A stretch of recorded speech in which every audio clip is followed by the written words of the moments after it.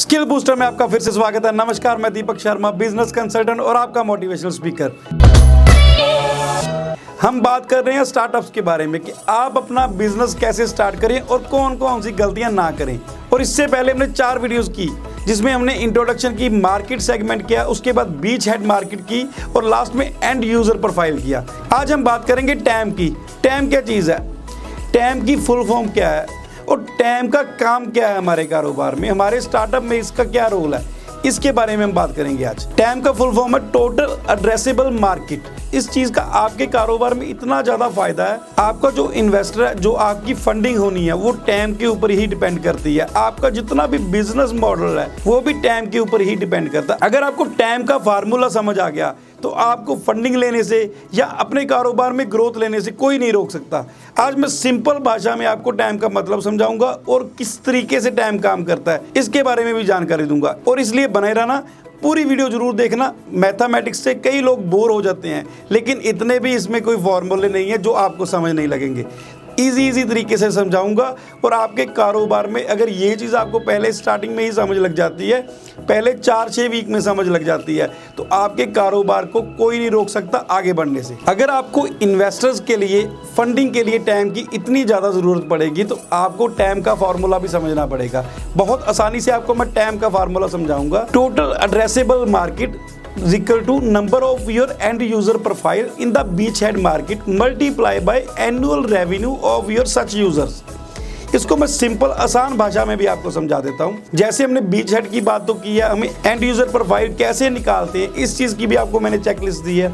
आपने उसी चीज़ को कैलकुलेट करना है कि आपके जो एंड यूजर्स हैं वो आपसे 1 साल में कितना ज़्यादा सामान बाय कर सकते हैं, कितने प्रोडक्ट्स आपसे बाय करेंगे, कितनी अमाउंट के प्रोडक्ट बाय करेंगे। इस चीज़ से आपको टोटल एड्रेसेबल मार्केट का पता लग जाएगा।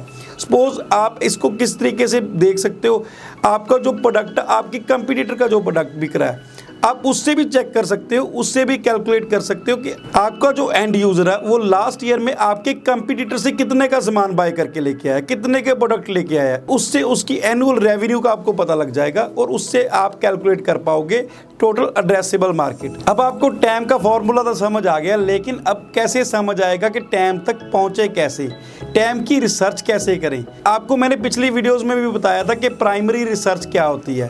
प्राइमरी रिसर्च के बारे में तो आप जानते ही हो कि आप अपने कस्टमर से फिजिकली बात कैसे करते हो, फ़ोन पे बात करते हो, उनके साथ कॉन्टैक्ट में कैसे रहते हो। वो 4 से 6 वीक आपको करना पड़ेगा, आपके कस्टमर से इन टच होना पड़ेगा। और सेकंड आता है इसमें सेकेंडरी रेवेन्यू। पहले प्राइमरी रेवेन्यू हो गया जो आपने खुद करना अपने क्लाइंट के साथ मिलके, उससे फ़ोन पे बात करके, उसके साथ टच में रह के। उसके बाद सेकेंडरी रेवेन्यू कैसे निकलेगा उसके बारे में भी आपको बताता हूँ। सपोज आपने एक सेकेंडरी रेवेन्यू निकालना अपने टाइम के लिए, तो कैसे निकालोगे। सपोज आपने एक गूगल शीट लेनी है, गूगल शीट को लेके आपने अपने व्हाट्सएप ग्रुप में जितने भी लोग हैं आपके साथ अटैच, व्हाट्सएप ग्रुप में या इंडिविजुअली है या सोशल मीडिया पे आपके साथ जो लोग जुड़े हैं, उनको आपने वो शीट फॉरवर्ड कर देनी है और वो फिल करके आपको भेजेंगे। वहाँ से आपकी सेकेंडरी रिसर्च हो जाएगी।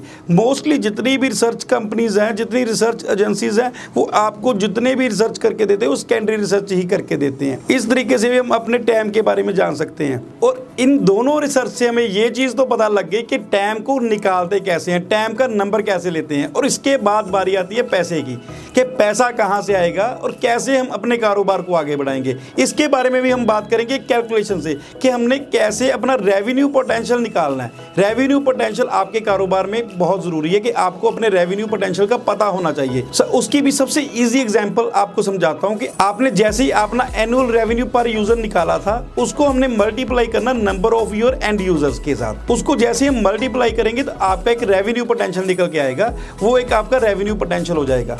इस तरीके से हम तीनों चीज़ों को कैलकुलेट कर चुके हैं। अभी हमने अपना रेवेन्यू पोटेंशियल भी निकाल लिया, उसके बाद हमें टैम का भी क्लियर हो गया कि टैम का नंबर कैसे निकलेगा। इससे हमारे तीनों कैलकुलेशंस कंप्लीट हो गई। हमको तीनों चीज़ों का समझ लग गया कि हमने अपनी कैलकुलेशन करनी कैसे है। इसके बाद हम बात करते हैं कि हम अपने जो इन्वेस्टर के पास जाएंगे।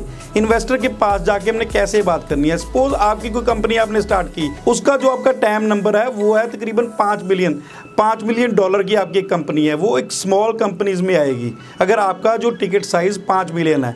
ऐसा नहीं है कि अगर आप स्मॉल कंपनी चला रहे हो, आप 20-50 करोड़ का कोई कारोबार चला रहे हो, उसमें आप अच्छे तरीके से काम कर सकते हो, खुश रह सकते हो। लेकिन अगर आपने लार्ज स्केल पे काम करना, आपको एक बड़ी कंपनी दिखानी है, तो आपको कम से कम 20 मिलियन डॉलर से लेके 100 मिलियन डॉलर तक की कंपनी खोलनी पड़ेगी। वो आपकी लार्ज बिजनेस कंपनी बनेगी।